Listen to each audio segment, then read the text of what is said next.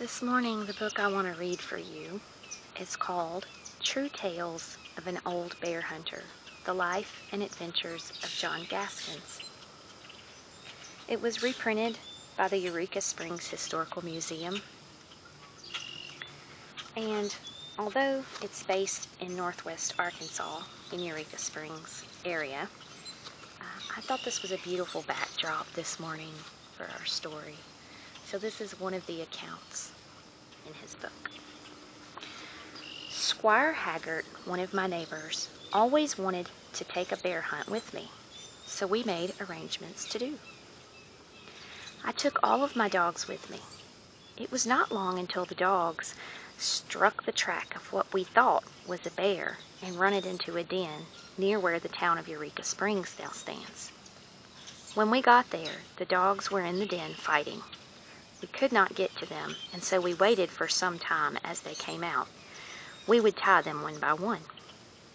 We then carried logs and stopped up the den and went home to get help. I had already employed two men, Mr. Cordell and Mr. Saylor, to take out bear for me from dens. I gave them half the meat. They were always ready to go into any kind of place after a bear. I started after these two men and met my brother-in-law, Scott. "You let me go in there and bring 'em out," said he, insisting so hard that I finally consented. We began to take out the logs, and Scott says, "John, it's been gnawing the logs, and here is fur on the logs. I'll be dod-dingin' if there's anything in there but a catamount or wildcat." "Yes," says I, "there's a bear in there, and you'd better be careful." We took all the logs away, and Scott started in, declaring he could kill all there was in there with his knife. "You take your gun," says I. "You never know what's in a cave," and I made him take it in. Sam Gaskins went with him.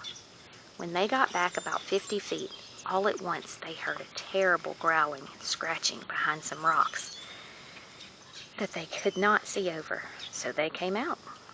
"John," says Scott, "I'll be dod-dinged if there ain't something in there. It's in there, and I'll not go in there any more unless you take your big gun and go in with me." "No, I can't go in there," says I, looking at Squire Haggart, who was standing there.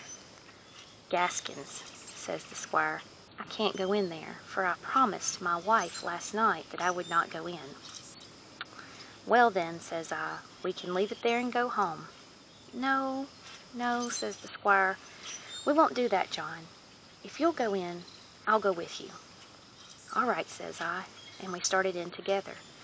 We had got only a short distance when we heard that same fierce growling and scratching, but could see nothing.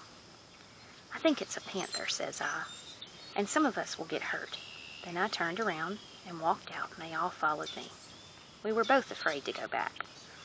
"I'm not obliged to risk my life in this place," I added on the outside, "but I'll see Cordell and Saylor. Let's stop up the hole." The next day I came again with Cordell and Saylor. They went in and met a large panther, and both emptied their guns at it without killing it, when it crawled behind the rock again. They reloaded their guns and walked up to the rock, putting their guns close to the panther's head before they fired, killing it dead. "Gaskins, how will we divide the meat this time?" they all asked after they dragged the big fellow out.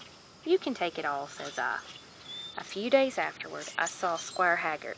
"If you ever go bear hunting with me again," says I, "you must be sure to get your wife's consent to go inside before we start."